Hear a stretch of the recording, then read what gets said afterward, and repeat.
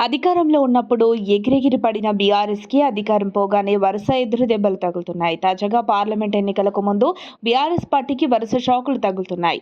తాజాగా మాజీ మంత్రి కారు దిగారు. బీఆర్ఎస్ పార్టీలో తాను ఎదుర్కొన్న ఇబ్బందులు వివరించి మరీ ఆ పార్టీకి గుడ్ బై చెప్పారు. ఇదే సమయంలో మరో న్యూస్ వైరల్ గా మారింది.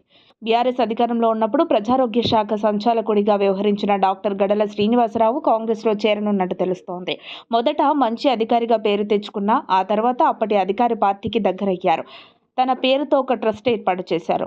ప్రజారోగ్య శాఖ సంచాలకుడిగా ఉన్న నేపథ్యంలో వివిధ కార్పొరేట్ ఆసుపత్రులతో కొత్తగూడెం ప్రాంతంలో వైద్య శిబిరాలు నిర్వహించారు.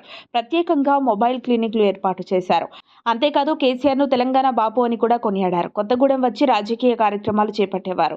ఒకానొక దశలో బీఆర్ఎస్ కొత్తగూడెం అభ్యర్థిగా ఫోకస్ అయ్యారు. కొత్తగూడెం పట్టణానికి కేసీఆర్ మెడికల్ కాలేజ్ మంజూరు చేయడంతో గడల శ్రీనివాసరావు కేసీఆర్ కాళ్లు మొక్కారు. అప్పట్లో ఈ సంఘటన రాష్ట్ర వ్యాప్తంగా సంచలనానికి దారితీసింది. అయితే కొత్తగూడెం టికెట్ తిరిగి వనమ వెంకటేశ్వరరావుకి దక్కింది.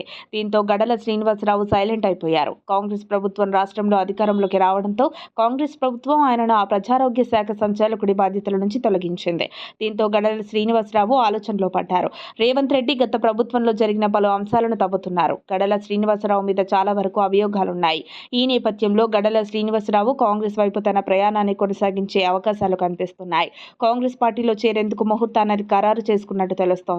ఇప్పటికే కాంగ్రెస్ నుంచి పోటీకి దరఖాస్తు కూడా చేసుకున్నట్టు సమాచారం. దీంతో రాష్ట్ర రాజకీయాల్లో ఒక్కసారిగా చర్చ మొదలైంది. తెలంగాణ రాష్ట్రానికి కేసీఆర్ ను బాపు అని కొనియాడిన గడల శ్రీనివాసరావు ఒక్కసారిగా కాంగ్రెస్ వైపు టర్న్ తీసుకోవడం పట్ల ఆశ్చర్యం వ్యక్తం చేస్తున్నారు. అయితే ఆయన్ని కాంగ్రెస్ చేర్చుకుంటుందా అనేది కీలకంగా మారుతోంది. మరిన్ని అప్డేట్స్ కోసం మా కాయ్ టీవీని సబ్స్క్రైబ్ చేసుకోండి. మా వీడియో కనుక మీకు నచ్చినట్లయితే లైక్ చేయండి, షేర్ చేయండి.